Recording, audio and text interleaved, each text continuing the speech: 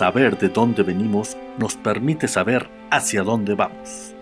Apelsa, 65 años generando oportunidades.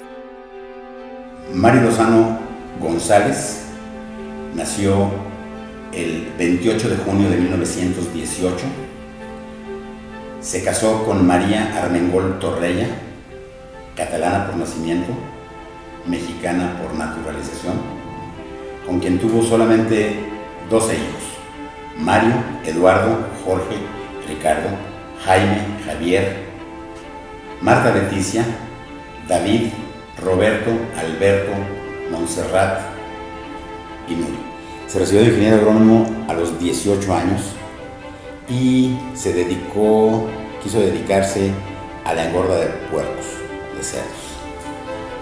Tenemos que contextualizar porque en aquella época no existían las fuentes de proteína de origen animal como existen hoy. Hablamos hoy de harina de carne, harina de pescado, de harina o de pastas de soya, ajonjolí, cártamo, etc. Y entonces a él se le ocurrió lo que había muchos, porque era el medio de transporte y el medio de carga, eran burros y caballos viejos. Él, con conocimientos de nutrición, se le ocurrió comprar burros y caballos viejos a peso.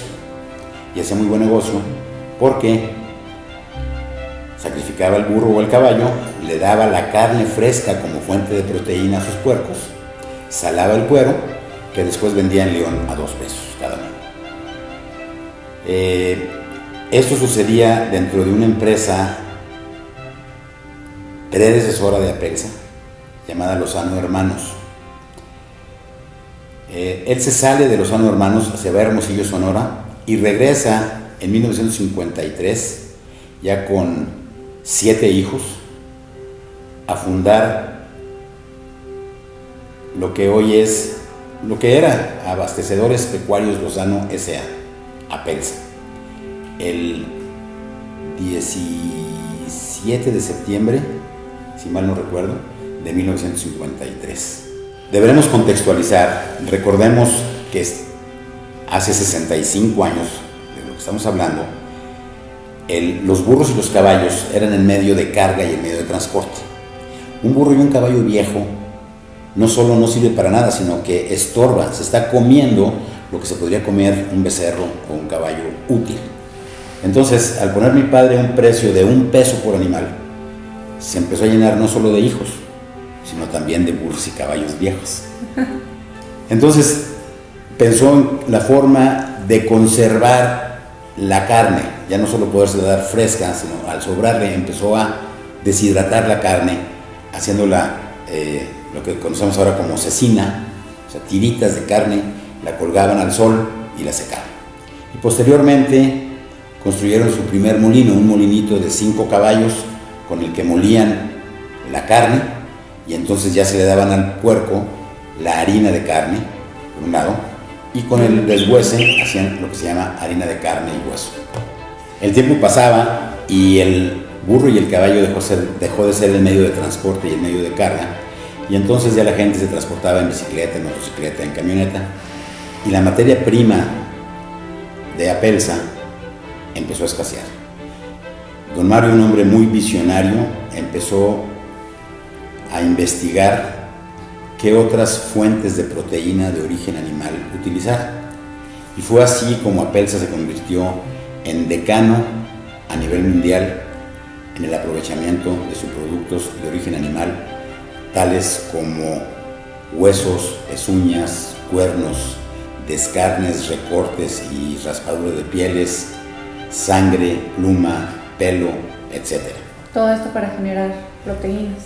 Todo esto para desarrollar los procesos, en este caso es una hidrólisis, un deshidratado, un molido, etcétera, etcétera, esterilizado, para generar una mezcla de subproductos de origen animal que hasta aquellos días eran un verdadero desperdicio y un problema para la ecología, como la vemos hoy.